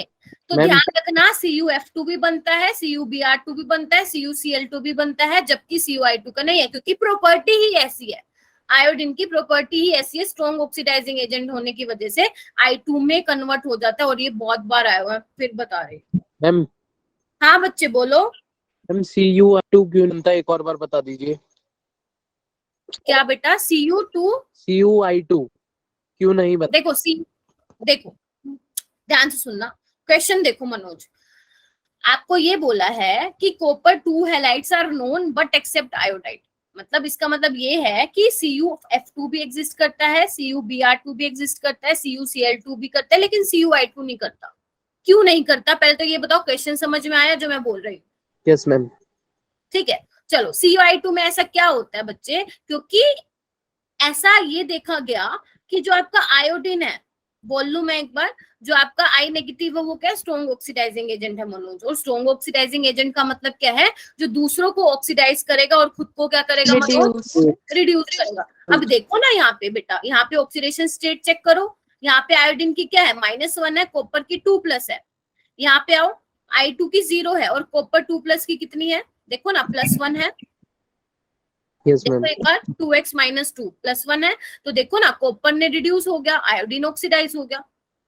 एक सेकेंड एक सेकेंड,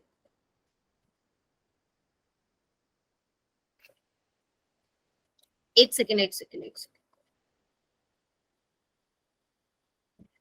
आयोडीन जो है strong reducing agent, I am so sorry. Yes ma'am. मैं वही सोच रही थी।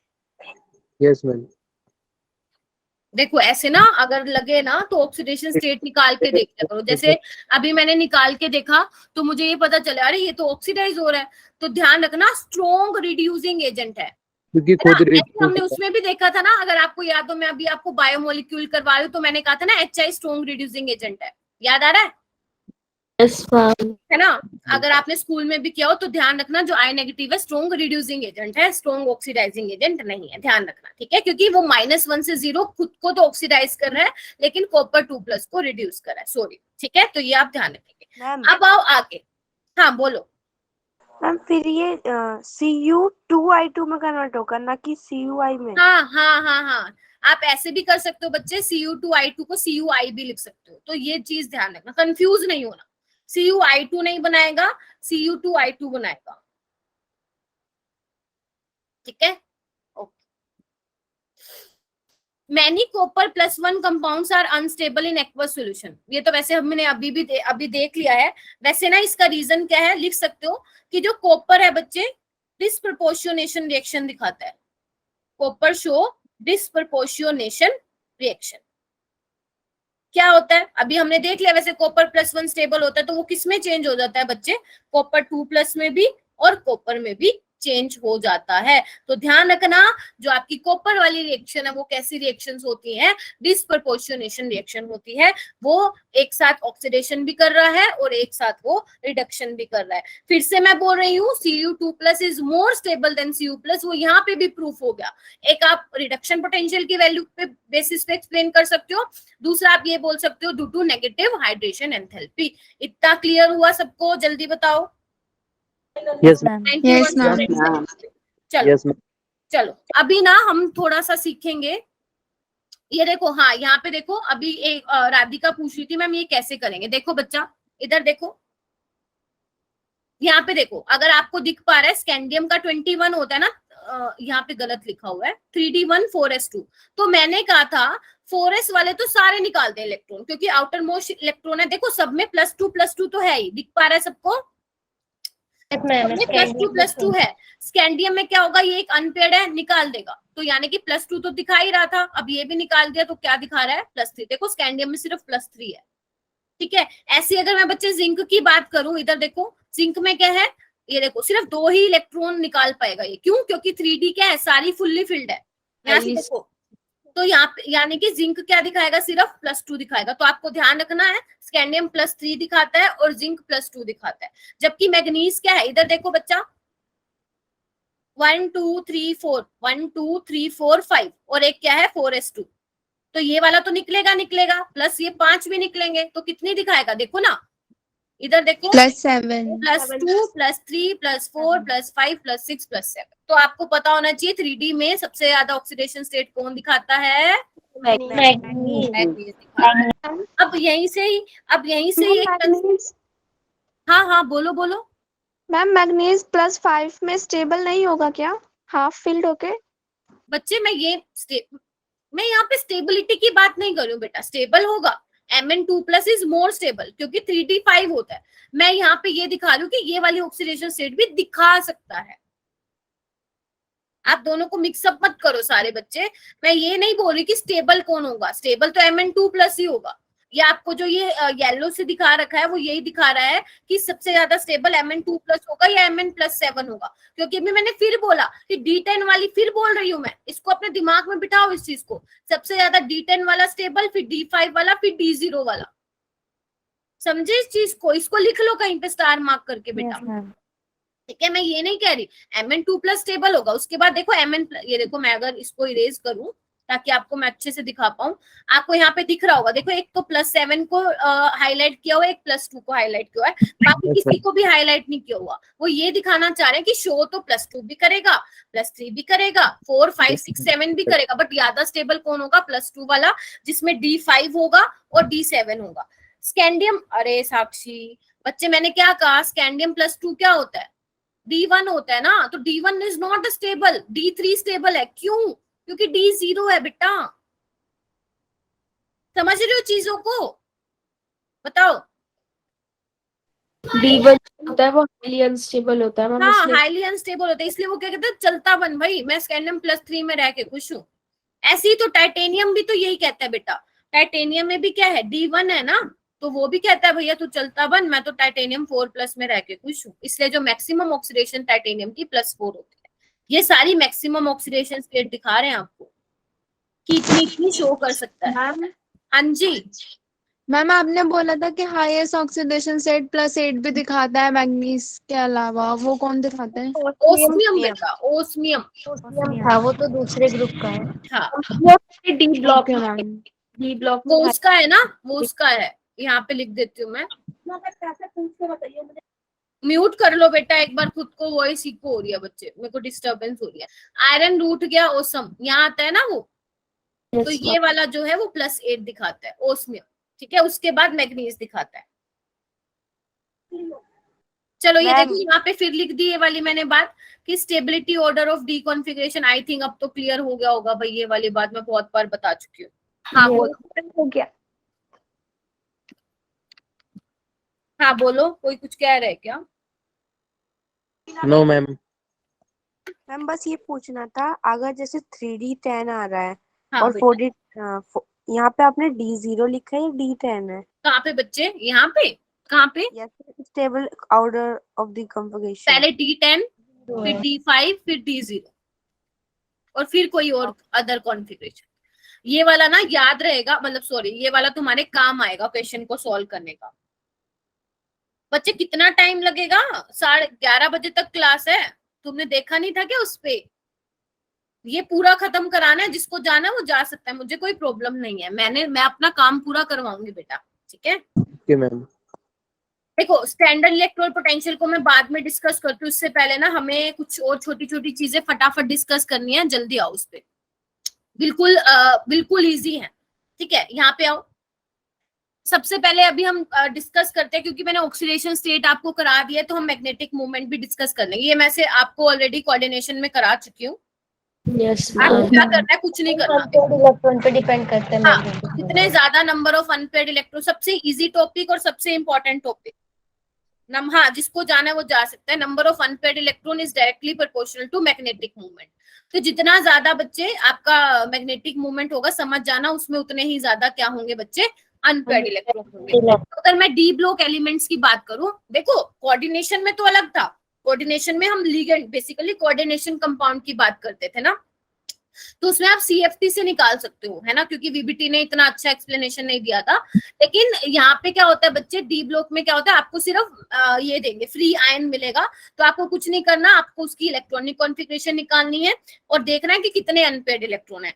जितने अनपेयर्ड इलेक्ट्रॉन, उसके अकॉर्डिंग उसका मैग्नेटिक मूवमेंट। मैंने आपको ट्रिक भी बताई थी। तो देखो अगर मैं यहाँ पे आपको दिखाऊं, स्कैंडियम 3+ D0 हो गया, टाइटेनियम 3+ D1 हो गया, तो नंबर ऑफ अनपेयर्ड देखो ना, जैसे 0, 1, 3, 4, 5, देखो ना अनपेयर्ड इलेक्ट्रॉन जैसे जैसे बढ़ते जा रहे हैं, आपका मैग्नेटिक मूवमेंट भी बढ़ता जा रहा है। 1.73, 3.8, 4.8, 5.8, और जैसे देखो पेयरिंग होनी स्टार्ट हो गई, आपके अनपेयर्ड इलेक्ट्रॉन भी कम हो गए, 4, 3, 2, 1, 0। तो मैग्नेटिक मूवमेंट भी क्या होने लग गया, कम हो गया। बताओ किसी को दिक्कत है इसमें?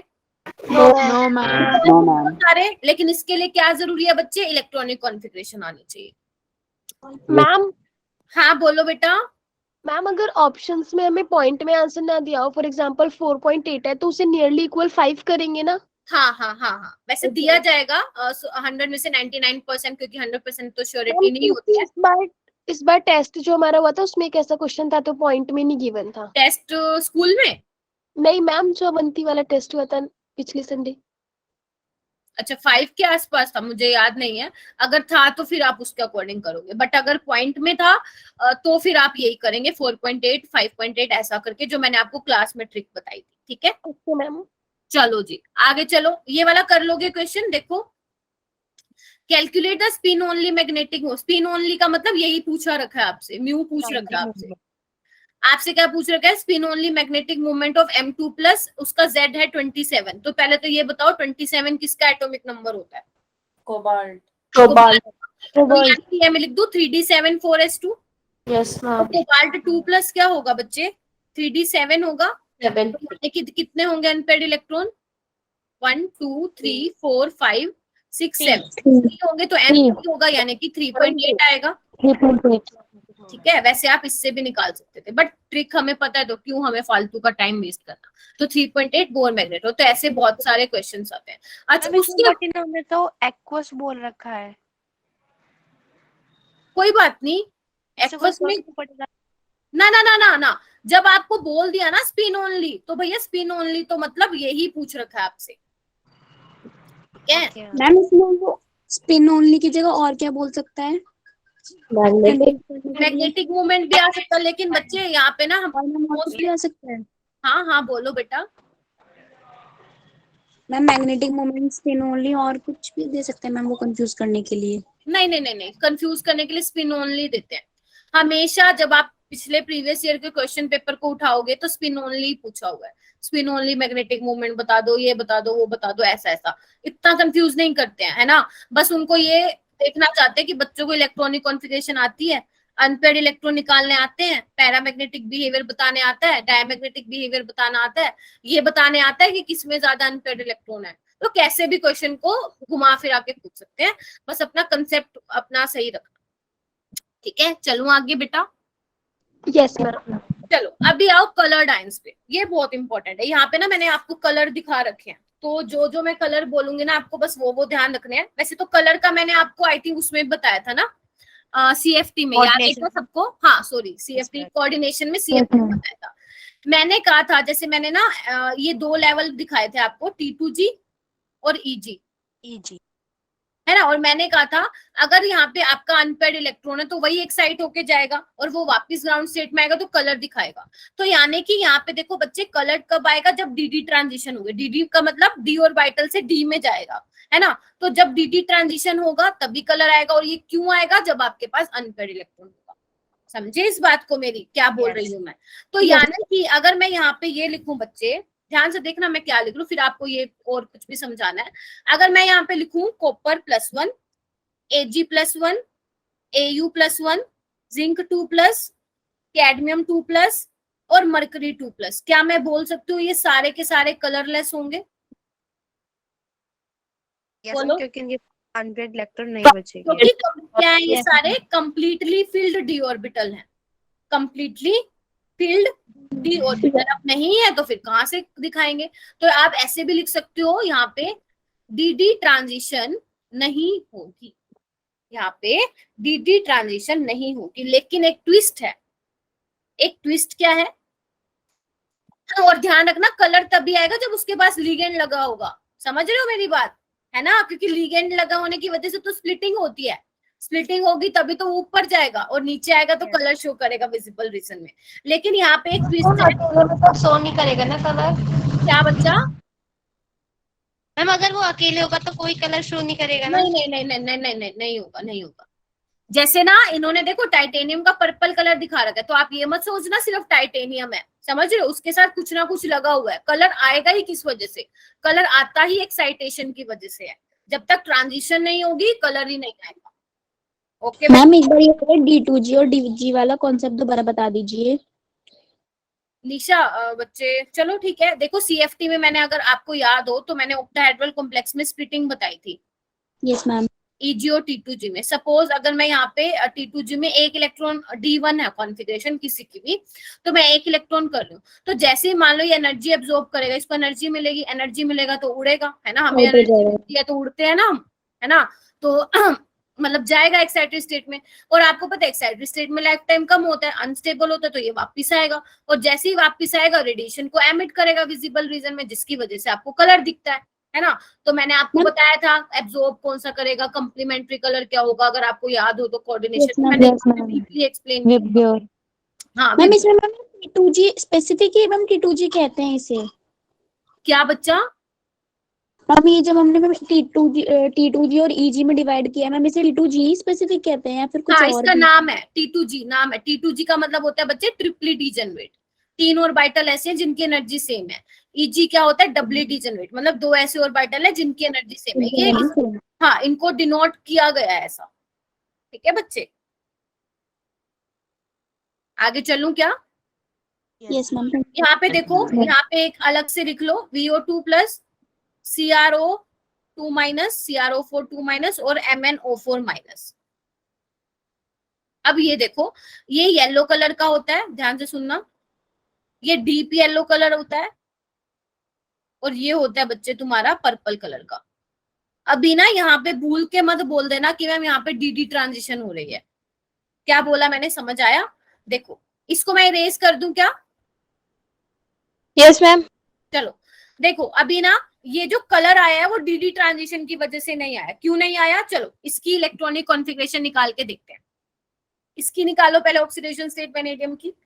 वेनेडियम +5 में होगा मतलब D0, क्रोमियम +6 में होगा यानी कि D0, मैग्नीज D0, मैग्नीज +7 में होगा यानी कि बच्चा D0।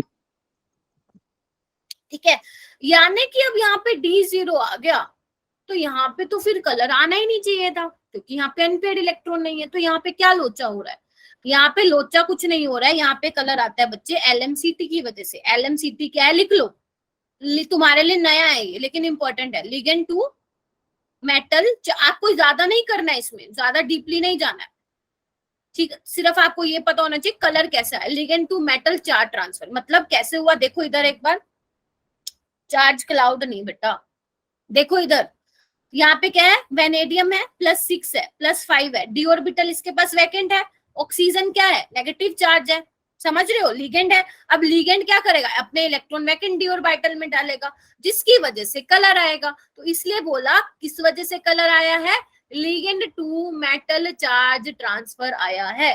समझे कि नहीं समझे, जल्दी बोलो। समझ गए मैम। ठीक है, तो इसको अपनी एक जगह पे लिख लेना। अभी आओ, अभी ना बहुत छोटा छोटा है, रट्टा मारने का है सारा, तो मैंने यहाँ पे ना सब कुछ लिखा हुआ है, आपको नोट्स में भी एज इट इज लिखा हुआ मिल जाएगा। सिर्फ जो जो मैं कह रही हूँ बच्चे आपको वही करना है, इंटरस्टिशियल, कैटालिटिक, है ना, सिर्फ जो मैं बोल रही हूँ सिर्फ वो करना है, बाकी और कुछ नहीं करना। हाँ बैक मैं कर देती हूँ बेटा, जल्दी देख लो फिर मैं करती हूँ। चलो देखो, इंटरस्टिशियल कंपाउंड्स ना तुम्हें पता है क्या होते हैं।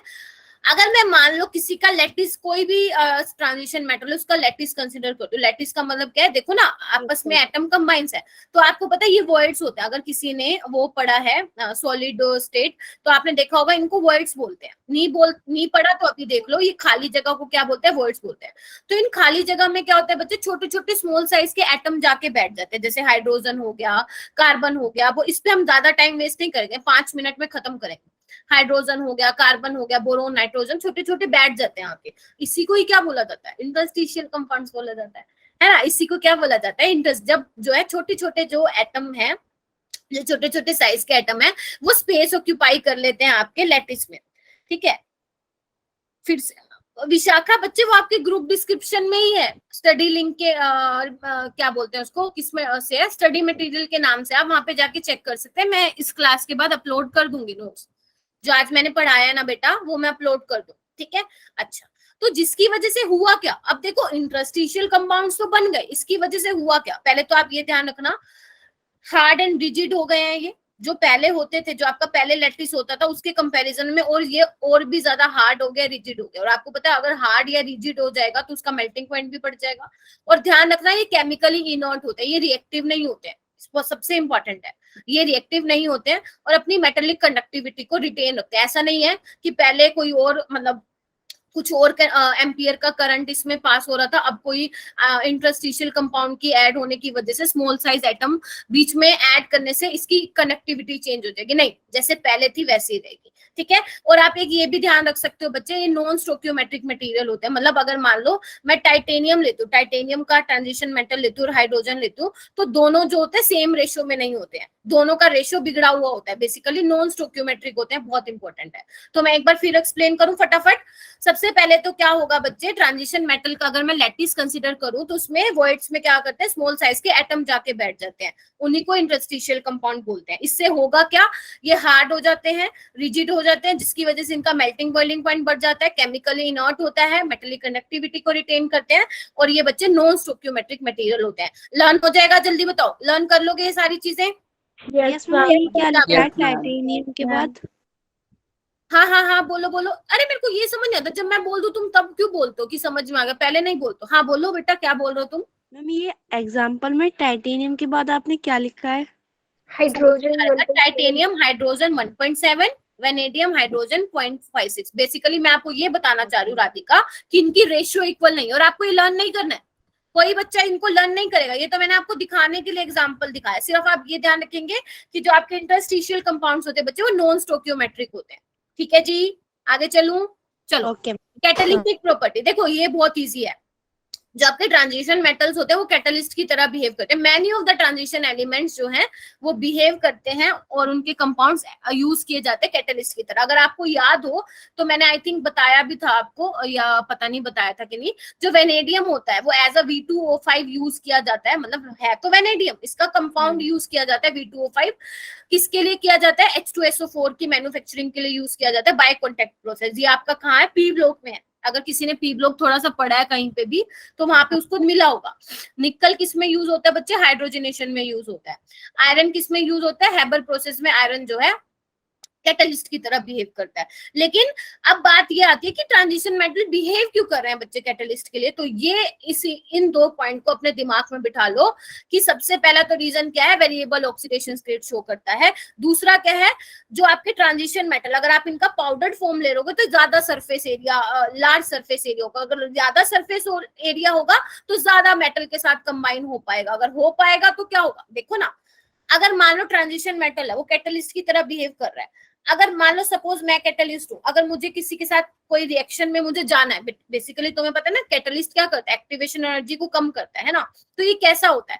सपोज मैं कैटलिस्ट हूँ, है ना, मुझे किसी रिएक्शन में जाना है तो मेरे पास बहुत तरह की ऑक्सीडेशन स्टेट है ना, तो मैं मोस्टली रिएक्शन में कर सकता हूँ पार्टिसिपेट। तो जब मैं करूंगा, जब मेरे से कंबाइन होंगे जो आपके कंपाउंड्स हैं या जो भी जिसके साथ रिएक्शन करा रहे हो, जब मेरे साथ वो कंबाइन होंगे तो क्या होगा? कंबाइन होते एनर्जी रिलीज होगी। और वो जो एनर्जी रिलीज होगी, वो एनर्जी रिलीज होने का मतलब क्या है? जो एक्टिवेशन एनर्जी चाहिए रिएक्टेंट को प्रोडक्ट में चेंज करने के लिए, वही तो है वो। जैसे कंबाइन होंगे एनर्जी रिलीज होगा, ठीक है। जो रिएक्टेंट के मॉलिक्यूल है उनको एनर्जी मिल जाएगी, भैया वो प्रोडक्ट में चेंज हो जाएंगे और अपने सरफेस एरिया को छोड़ के चलते बनेंगे, ठीक है। तो ये बहुत बार क्वेश्चन आया हुआ बच्चे कॉम्पिटिटिव एग्जाम में कि कैटलिस्ट की तरह आपके ट्रांजिशन मेटल क्यों बिहेव करते हैं। तो हमेशा अपनी बात ध्यान में रखना, because they can adopt variable oxidation state. वैसे तो यही पॉइंट लिखा हुआ मिलेगा आपको पेपर में, बट अगर मान लो सपोज ये वाला पॉइंट भी लिखा हुआ मिले, large surface area of powder transition metal, तो आप उसको भी टिक मार्क करके आएंगे। मैम ये लार्ज सरफेस एरिया सिर्फ पाउडर फॉर्म के लिए ही है? हाँ, क्योंकि नहीं देखो ना, अगर आप सिंपल ट्रांजिशन मेटल ले लोगे तो इतना ज्यादा एक बात बताओ, अगर किसी का पाउडर फॉर्म ले लोगे तो सरफेस एरिया ज्यादा नहीं हो जाएगा क्या? हाँ मैम। है ना। तो बस वही बता रही थी और कुछ नहीं बताया मैंने एक्स्ट्रा। अभी ना ये आपकी एक रिएक्शन दे रखी है बच्चे एनसीईआरटी में, इसको ना दिमाग में बिठा लो। क्या है ये? ध्यान से देखो बच्चे। आयरन 3, ध्यान से सुनना, iron 3 catalyses the reaction between iodine and persulphate ion. मतलब जो आयरन 3+ है वो कैटलिस्ट का काम करता है किसमें? आयोडीन और परसल्फेट की रिएक्शन में। तो देखो कैसे होता है। ये क्या है बच्चे? परसल्फेट है। H2O8 क्या है? परसल्फेट है। परऑक्सो लिंकेज होती है और ये क्या है? सल्फेट है। तो बेसिकली जब आयोडीन आयन जो है आपके परसल्फेट के साथ रिएक्ट करवाता है तो आपको ये मिलता है। ये कैसे मिलता है आपको देखो लर्न करना पड़ेगा, क्योंकि एनसीईआरटी की रिएक्शन है तो आपके पेपर में आ सकती है कॉम्पिटिटिव में। तो क्या करता है बच्चे, जो आपका Fe3+ जो कैटलिस्ट की तरह बिहेव कर रहा है वो I- के साथ कंबाइन होके क्या बना लेता है? Fe2+ में चेंज हो जाता है और I- को I2 में चेंज कर देता है, ठीक है। फिर जो यहाँ से Fe2+ निकला है वो क्या करता है? परसल्फेट के साथ कंबाइन होके दोबारा से Fe3+ में चेंज हो जाता है। देख पा रहे हो? Fe3+ यूज किया, उसने अपना काम करके वापिस चलता बना। देख पा रहे हो सारे? तो यस यही मैम। कैटलिस्ट का रोल होता है, अपना काम करके रिएक्शन से बाहर निकल जाता है। सिर्फ बेसिकली क्या करता है? रेट को फास्ट करता है। जो बच्चे केमिकल काइनेटिक्स पढ़ रहे हैं उसमें देखा होगा, रेट को फास्ट कर देता है, एक्टिवेशन एनर्जी को कम कर देता है, ठीक है। मैम हाँ बोलो बेटा। मतलब मैम रिएक्शन तो आयरन और H2O8 की हो रही है, पर उसमें आयोडीन आके हेल्प कर रहा है ओनली। ना नहीं, रिएक्शन हो रही है आयोडीन और परसल्फेट की। आयरन 3+ आया है कैटेलाइज करने उसको, ओके मैम। है ना। आयरन 3+ कैटलिस्ट की तरह बिहेव कर रहा है, आयोडीन नहीं कर रहा है यहाँ पे, है ना। Transition metal behave as catalyst. उसके बाद आओ एलओए फॉर्मेशन। अरे तुम्हें पता है एलओए फॉर्मेशन क्या होता है? जब आप मेटल और नॉन मेटल को मिक्स करते हो तो एलओए बनता है ना। बस आपको इसमें ये ध्यान रखने हैं, अगर आप मेटल और मतलब अलग अलग मेटल नॉन मेटल को मिक्स कर रहे हो ना एक दूसरे में, तो ध्यान रखना दोनों की रेडियाई 15% से ज्यादा नहीं होनी चाहिए। सुन रहे हो क्या मेरी बात? बेसिकली दोनों का जो साइज है वो सिमिलर होना चाहिए। 15% तक होना चाहिए। अगर उससे ज्यादा डिफरेंस आ गया तो वो दोनों आपस में कंबाइन नहीं होंगे, क्योंकि एलओए के लिए सबसे इंपॉर्टेंट चीज यही है कि दोनों का जो साइज होना चाहिए, जो आप मेटल नॉन मेटल ले रहे हो, वो थोड़ा ऑलमोस्ट सेम होना चाहिए। ठीक है, तो इससे क्या क्या होता है देखो ना, जैसे ब्रास है, ब्रास किससे मिलके बना होता है? कॉपर प्लस जिंक से। देख रहे हो आप, ये आपको लर्न करना है, you have no other option. Bronze में क्या होता है? कॉपर और टिन होता है। ऐसे एक गन मेटल होता है जिसको बेल मेटल भी बोलते हैं, ये इसमें क्या होता है? कॉपर होता है, टिन होता है और जिंक होता है। मैम टंगस्टन भी वही होता है ना अलॉय? हाँ मैम हाँ मिश भी कहते हैं ना इसे। क्या बच्चा? Ma'am tungsten. हाँ बोल सकते हो। अब जैसे ये देखो, ये आपको व्हील दिखाई दे रहा है तो इसमें क्रोमियम है। जैसे ये आपको ये दिखाई दे रहा है, इसको क्या बोलते हो? इसमें वेनेडियम होता है। ठीक है, तो ये छोटी छोटी चीजें आपको पता होनी चाहिए कि ब्रास में क्या होता है, ब्रोंज में क्या होता है, गन मेटल या बोल तो बेल मेटल क्या होता है। अगर थोड़ा और मतलब एनसीईआरटी में एक और दो नाम और मिले एलॉय का तो वो लर्न कर लेना, बस इससे ज्यादा आपको कुछ भी नहीं करना। ठीक है, तो ये तो था रट्टा मारने का। हाँ जी बोलो। मिश मेटल दिया हुआ है मैम। मिश मेटल तो बच्चे एफ ब्लॉक में आएगा ना, मिश मेटल उसमें है एफ ब्लॉक में, यहाँ कहाँ से पहुंच गए? जब हम मिश मेटल करेंगे ना, वो एफ ब्लॉक में आता है। अभी आपका ना देखो 100 बच्चे थे, कितने हो गए? 69 69 हो गए। मैम। मैम 4 to 12 वाले तो चले गए सब, मैं ही हूँ बस। टोन 2 वाले चले गए क्योंकि उनको हो चुका था ना। चलो कोई नहीं, अब थोड़ा सा ही रह गया। 12 आवर वाले। हाँ क्या हुआ बेटा? मैम 12 घंटे वाले। हाँ इधर देखो, अभी ना हमें क्या करना है, बहुत इजी है जो अभी मैं करा रही हूँ ना, ध्यान से सुनोगे तो इजी लगेगा, नहीं सुनोगे तो फिर सर के ऊपर से जाएगा, है ना। अभी ना जो मैं कह रही हूँ, हाँ कुछ बच्चे नहीं गए हैं बेटा। देखो जो मैं कह रही हूँ ना वो आप ध्यान से देखेंगे। देखो आपको ग्राफ नहीं रटना, आपको ग्राफ नहीं रटना, सिर्फ देखना है कि मैं क्या बता रही हूँ। सबसे पहले ना आप ये चीज लिख सकते हो, मैंने आपको वहां पे भी बताया था इलेक्ट्रोकेमिस्ट्री में, हायर द रिडक्शन पोटेंशियल। लिखो बच्चे, हायर द रिडक्शन पोटेंशियल। किसी का रिडक्शन पोटेंशियल अगर ज्यादा होगा तो वो क्या करेगा? खुद को रिड्यूस करेगा। और दूसरे को ऑक्सीडाइज। अगर मैं बोलूं लोअर द रिडक्शन पोटेंशियल तो वो क्या करेगा? खुद को ऑक्सीडाइज करेगा। करेगा। तो ये बस बात ध्यान है तो फिर चल जाएगा काम। अभी आ गया, ये देखो यहाँ पे आओ। यहाँ पे आपको इस ग्राफ में सिर्फ आपको बेटा क्या ध्यान रखना है, देखो मैं बताती हूँ। जो टाइटेनियम है ना, ये ग्राफ क्या है, ऑब्जर्व वैल्यू, कैलकुलेटेड वैल्यू, हमें बिल्कुल भी लेना देना नहीं है। बस आप ये देखो, जो आपके टाइटेनियम है, वेनेडियम है, क्रोमियम, मैग्नीज, आयरन, कोबाल्ट, निकल। देखो निकल तक क्या है, सबका जो रिडक्शन पोटेंशियल है वो नेगेटिव है, 0 से नीचे है। क्या सभी को दिखाई दे रहा है? क्या सभी को दिखाई दे रहा है? ठीक है, यानी कि मैं यहाँ पे लिख देती हूँ टाइटेनियम से निकल तक का सभी का जो ई नोट की वैल्यू है बच्चे वो नेगेटिव है, और जिंक की भी नेगेटिव है ना। अच्छा अभी लेकिन एक कॉपर एक लौता ऐसा प्राणी है जिसका क्या है बच्चा? ई नोट क्या है? पॉजिटिव है, 0.34 होता है। तो यानी कि यहाँ से क्या क्वेश्चन निकला बच्चे? अगर मैं आपको बोलूं, अगर कॉपर की रिएक्शन आप किसी एसिड के साथ करा रहे हो, मतलब अगर आप कॉपर की रिएक्शन आप एसिडिक कंडीशन में कराते हो तो क्या आपको हाइड्रोजन गैस मिलेगी?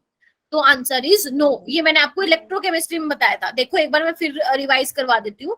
देखो हाइड्रोजन गैस कब मिलेगी? जब H+ इलेक्ट्रॉन को एक्सेप्ट करेगा तभी H2 निकलेगा। बोलो हाँ या ना? Yes ma'am. Yes ma'am. Electron gain कब करेगा? जब कोई इलेक्ट्रॉन बेटा देगा तभी तो गेन करेगा ना। अब हमें पता है कॉपर की तो इलेक्ट्रॉन पोटेंशियल की वैल्यू पॉजिटिव है, मतलब वो तो खुद को रिड्यूस करेगा, यानी कि कॉपर 2+ 2 इलेक्ट्रॉन लेके वो तो कॉपर में बनाएगा क्योंकि रिडक्शन पोटेंशियल की वैल्यू ज्यादा है। लेकिन यहाँ पे तो क्या हो रहा है, हमें एक इलेक्ट्रॉन चाहिए, तो ये कैसे दे देगा उसको? समझे इस चीज को? बोलो यस मैम। तो जब भी आप HCl के साथ रिएक्शन कराओगे कॉपर की, तो वो रिएक्शन नहीं होगी, क्योंकि कॉपर का रिडक्शन पोटेंशियल बच्चे पॉजिटिव है, और पॉजिटिव रिडक्शन पोटेंशियल का मतलब क्या है कि वो खुद को रिड्यूस करने की टेंडेंसी रखता है, ना कि दूसरों को रिड्यूस करवाने की टेंडेंसी रखता है। पहला पॉइंट। दूसरा पॉइंट बच्चे ये याद रखोगे, लेकिन अगर मान लो HCl की जगह H2SO4 हो, HNO3 हो, फिर ये काम उल्टा हो सकता है। फिर वहां पे जो टेंडेंसी है कॉपर की रिड्यूस होने की वो कम हो जाएगी, फिर वहां पे वो H2 गैस को लिबरेट कर सकता है। तो आपको ध्यान रखना है HCl के साथ कोई रिएक्शन नहीं होगी, लेकिन अगर आप सल्फ्यूरिक एसिड या नाइट्रिक एसिड ले लेते हैं तो वहां पे बेटा H2 गैस रिलीज होगी। कर लोगे? ध्यान रहेगा ये वाली चीज? बोलो। Yes ma'am. यानी कि जो टाइटेनियम से लेकर निकल तक है और जो जिंक तक है, ये सारे के सारे एसिड के साथ मतलब HCl के साथ रिएक्ट करके H2 देंगे, क्योंकि सबका इलेक्ट्रोड पोटेंशियल क्या है? नेगेटिव है। नेगेटिव का क्या मतलब है? वो अपने आप को रिड्यूस करने की ज्यादा इच्छा नहीं रखते हैं। समझे इस चीज को? बोलो। यस। अभी जो मैं यहाँ पे पॉइंट्स लिखवा रही हूँ ना, तुम लोग को वो लिखना है, ठीक है? तो एक तो जल्दी ये लिख लो, लिखो, मैं बोल रही हूँ। कॉपर शोज अ, लिख लो, copper shows a unique behavior in the series मतलब electrochemical series, as it is the only metal having positive value of E naught. This explains why it does not liberate H2 gas from HCl except HNO3 और H2SO4। Clear है बच्चा? Yes ma'am. Yes ma'am. चलो next point लिखिए। Next point लिखो बच्चा। E not of Mn2+ से Mn देखा गया कि नेगेटिव है इलेक्ट्रोड पोटेंशियल, और E नॉट से Zn2+ से Zn में जब जाना है आपको तो नेगेटिव, सॉरी क्या है, हाँ नेगेटिव है। अब देखो इसका मतलब क्या है, ध्यान से सुनना बच्चे, इसका मतलब क्या है? एक मिनट दो मुझे। हाँ जी, देखो Mn2+ से Mn में जा रहा है, मतलब वो 2 इलेक्ट्रॉन गेन करके Mn में जा रहा है, हाँ या ना? पहले तो ये बताओ। यस। का जो E नोट आया देखा गया तो नेगेटिव आया। मैंने कहा था अगर E नोट की वैल्यू नेगेटिव आती है तो मतलब वो अपने आप को रिड्यूस करने की टेंडेंसी नहीं रखता है, नहीं रखता। वो अपनी, फिर से बोल रही हूँ, अगर रिडक्शन पोटेंशियल पॉजिटिव है तो भैया खुशी खुशी वो 2 इलेक्ट्रॉन गेन करके रिड्यूस हो जाएगा, बट उसका अगर नेगेटिव आया मतलब कुछ ना कुछ लोचा है, वो नहीं जाना चाहता Mn में। अब इसको मैं इजिली एक्सप्लेन कर सकती हूँ, तुम्हें समझ भी आ जाएगा, क्योंकि Mn2+ क्या होता है बच्चे? 3d5 होता है, वो ऑलरेडी हाफ फील्ड है, तो वो क्यों जाना चाहेगा? Mn में? तो इस वजह से इसकी E नोट की वैल्यू क्या आई है बच्चा? नेगेटिव आई है।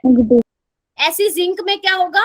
जिंक 2+ में 3d10 होता है, तो वो क्यों जाएगा जिंक में जब वो खुद ही स्टेबल है? तो जिंक 2+ भी 2 इलेक्ट्रॉन गेन करके जिंक में जाना नहीं चाहेगा, क्योंकि बहुत ज्यादा इलेक्ट्रोड पोटेंशियल जो है वो उसमें नेगेटिव आ रहा है। ठीक है, तो आप ये ध्यान तो नहीं रखना, मतलब बेसिकली कंसेप्ट ही है, तो आपको ये चीजें माइंड में रखनी है अपने। आगे चलो बेटा। चलो थर्ड पॉइंट लिखो। अगर मैं बात करूं स्कैंडियम 3+ से स्कैंडियम 2+ में जाने की, तो देखा गया इसका जो E नोट की वैल्यू है वो नेगेटिव आ रही है। कोई एक्सप्लेन करेगा इसको? कि मैम स्कैंडियम 3+ में स्टेबल हो जाता है, पहले तो 2+ में नहीं जाएगा। शाबाश। देखो ना, स्कैंडियम 3+ क्या था? आपका D0 था, जबकि स्कैंडियम 2+ क्या था? D1 था, यही था। और मैंने कहा था D10 सबसे ज्यादा स्टेबल होता है, फिर D5 और फिर D0। तो ये नहीं जाना चाहता स्कैंडियम 3+ 1 इलेक्ट्रॉन गेन करके स्कैंडियम 2+ में नहीं जाना चाहता, क्योंकि E नोट की वैल्यू नेगेटिव आ रही है। परम ये लो बच्चे, देख लो फटाफट से, आपको मिल जाएंगे नोट्स, मिल जाएंगे, टेंशन मत लो, मैं भी इस क्लास के बाद ही अपलोड करवा देती हूँ। ठीक है, उसके बाद आओ बच्चे, ये देखो Mn3+ से Mn2+ जब जा रहा है तो पॉजिटिव है। क्यों पॉजिटिव है? देखो ना, क्योंकि मैम Mn डाई पॉजिटिव में ज्यादा स्टेबल है।